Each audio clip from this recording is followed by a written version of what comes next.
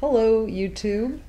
Welcome to the show. I'm not sure what episode number we're on. Maybe it's good. 5? Is it 5? I think it's 5. Might be good to lose track at some point, but Maybe, I think we're on 5.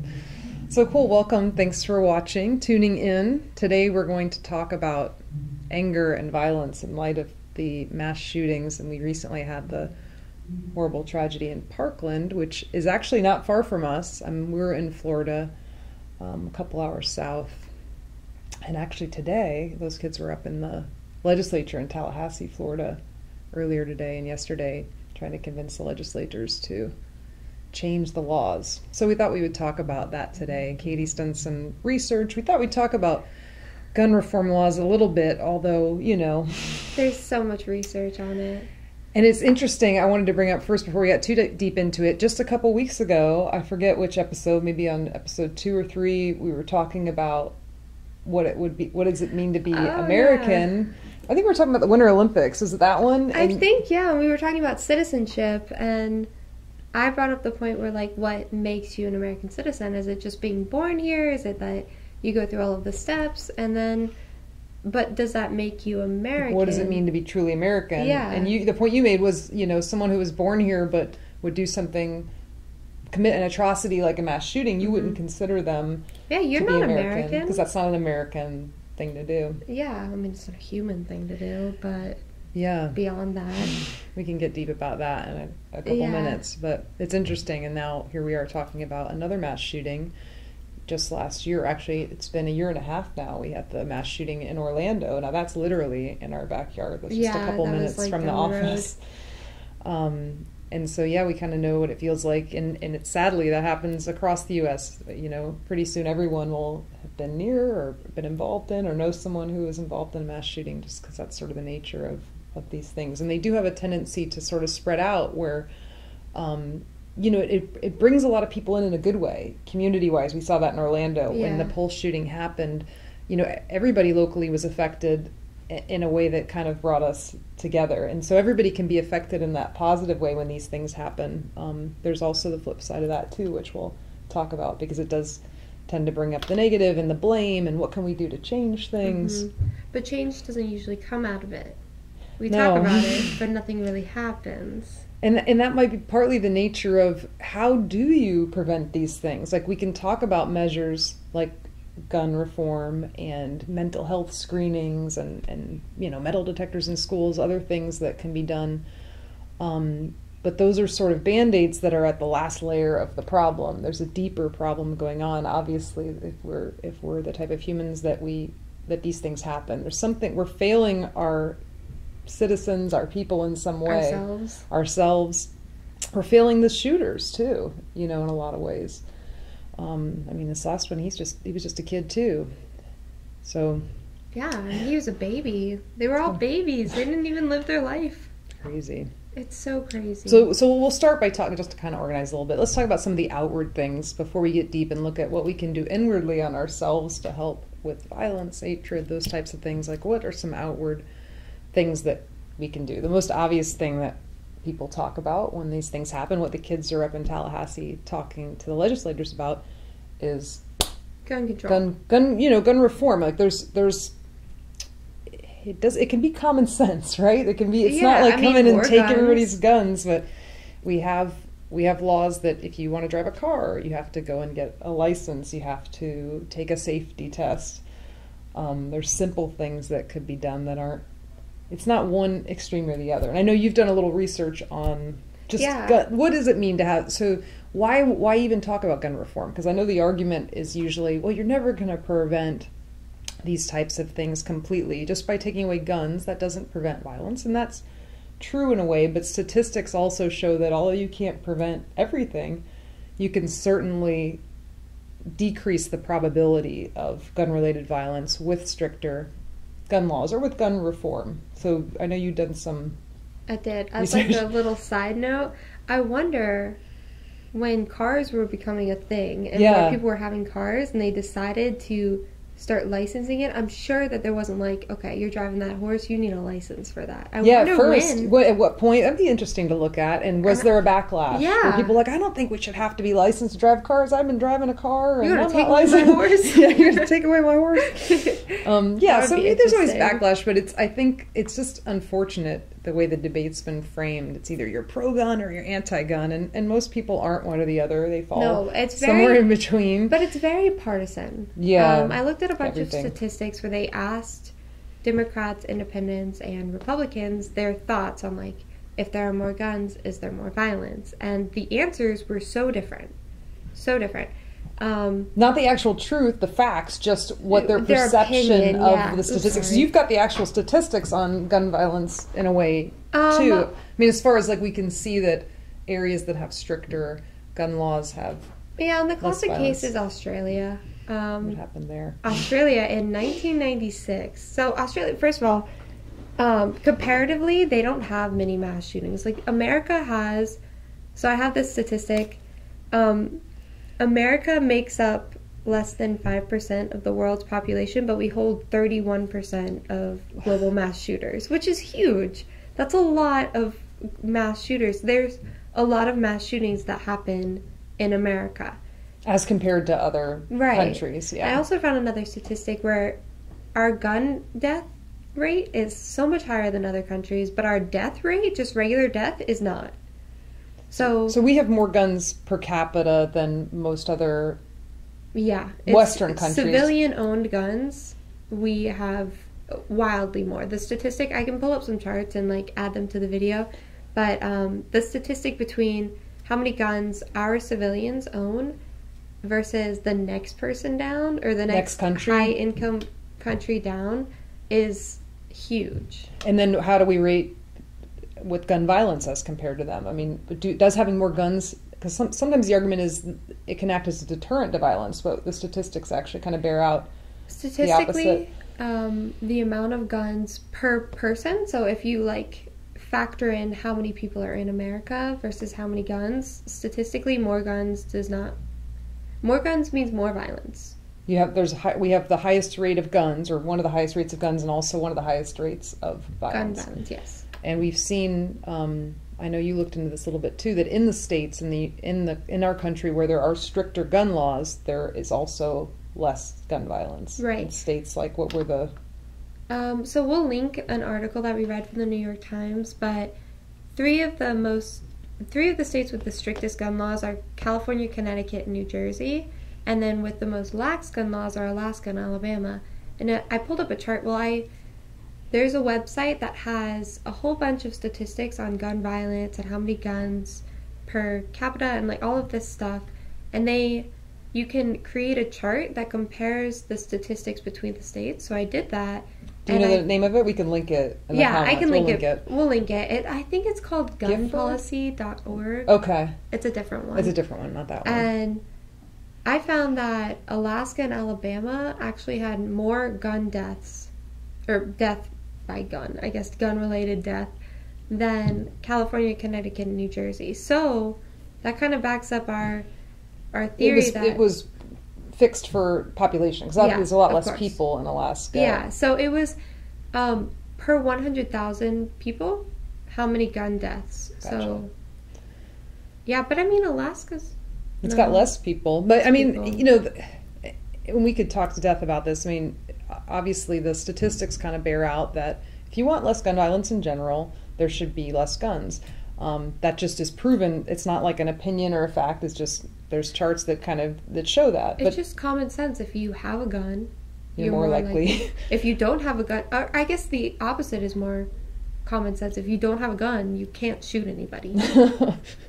But, you know, at the same time, there's such, in this country, you know, it's so ingrained in our country that, like, the Second Amendment and the right to bear arms, and that's, you know, there's people that feel that way, and that's okay too. Like, I don't know that it's, because I don't want to get into, like, oh, it's guns versus no guns. No, it's about common sense. Like, you know, maybe some of these states or other countries that have enacted this sweeping gun legislation, maybe that's not what we're looking at. Maybe it's just, you know, more common sense, like mental health screenings, like by making you have to take a test similar to the driving test.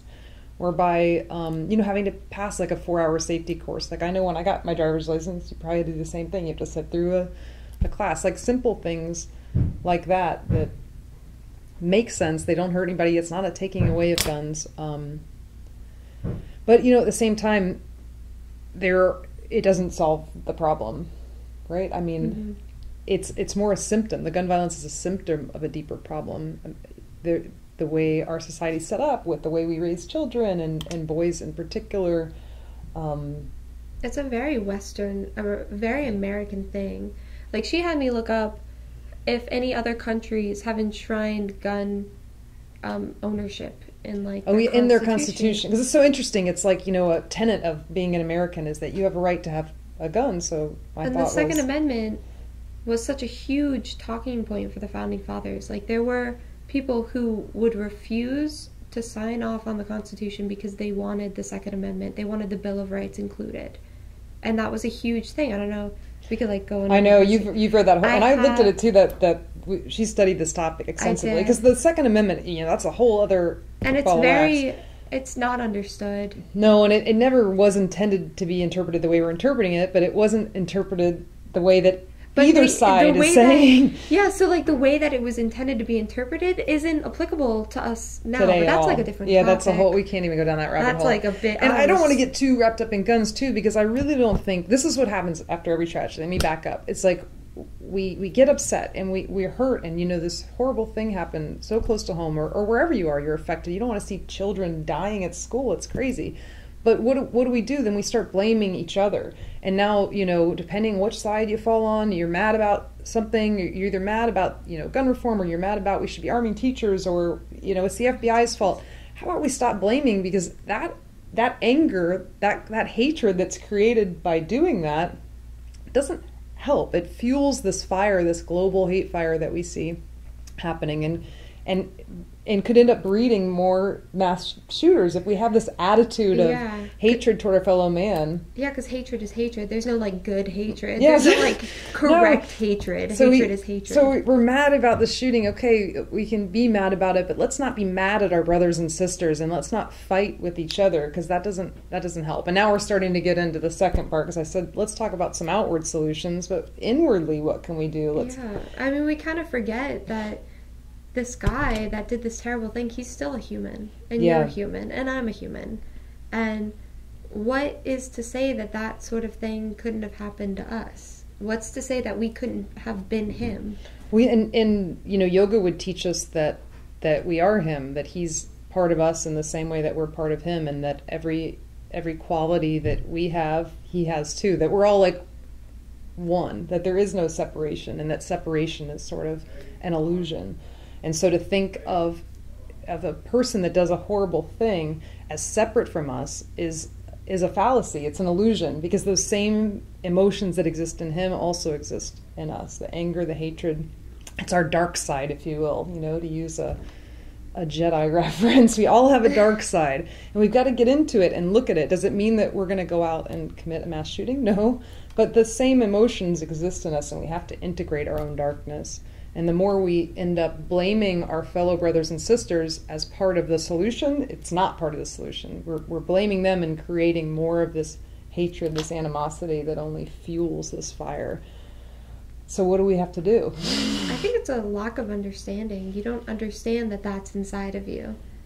And I guess maybe fear, too. You're afraid of realizing that in yourself. It's uncomfortable to realize that we're all of it.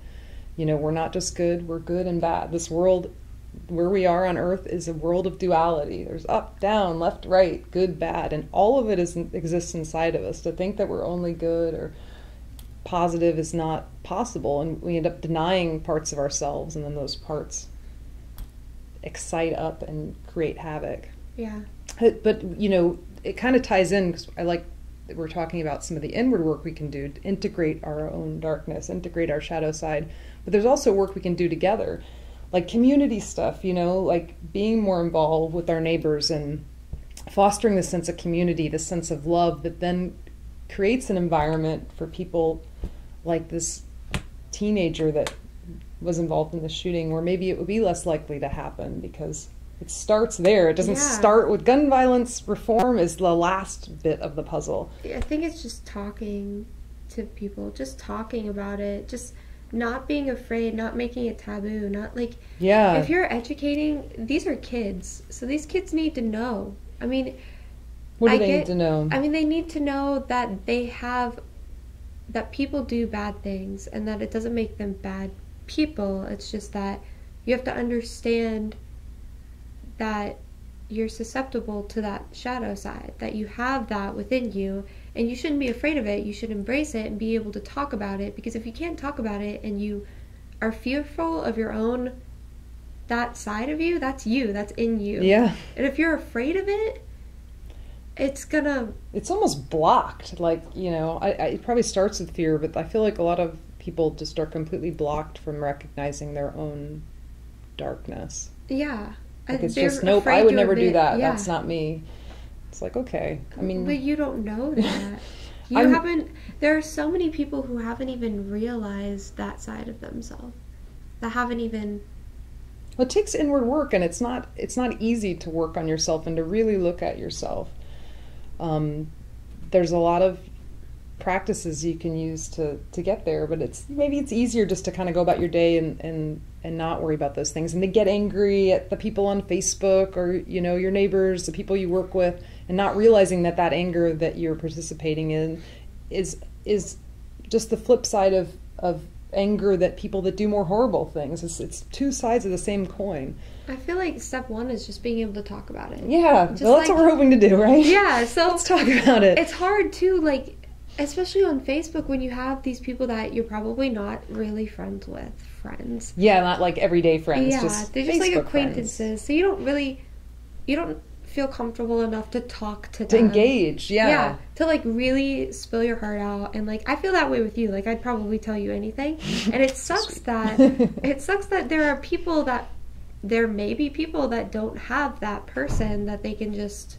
You feel comfortable just sparing just your like, soul. Hey, this is what I was thinking, and it's really messed up, but this is my shadow side, and that's what happened. And I don't know, I think that these videos, we're like trying to be that for somebody else. We're changing the world, people. We're just trying to be... We want you guys to talk. We want to spark a conversation and not necessarily lay out our opinions on things, although we do have those, but just to engage. If you disagree, awesome, let's talk. Yeah, let's talk about it. Like, I want to hear your opinion. Maybe you'll change my mind. Maybe you have some opinion that I didn't even consider. So, like, leave us a comment. Maybe don't be rude. It's okay. Even if you're rude, I'll promise that I will not be rude back. Probably, most likely. I try not to be. I probably won't. I usually laugh at the trolls. You laugh? I like they hurt my feelings so. I'm like, why? That's part of integrating. Like, what is that? What is it that makes me upset? And looking at that, that's a different part of the shadow side, because that's part of the fear of being completely yourself. I guess, yeah. It's not the same as maybe anger and violence, but. I don't know. We could go into that in a different. Yeah, because I think my reaction would be like. My reaction is sadness, not anger. Yeah, but where does sadness come from too? I guess probably. Look at that. Probably just bottled up anger. Maybe. I think so, because I bottle it up and then I get so frustrated with it being bottled up that the only release is just sadness. Crying. Yeah. Interesting. Well, that may be for a topic for another day. I think we've laid enough out there today. We basically... Yeah, we said a lot. Got a lot of points out there. So hopefully you have some feedback, comments for us. We'll see you next time. Have fun out there. Be safe. Yeah, be safe. Thank you for watching the Yoga Lawyer video.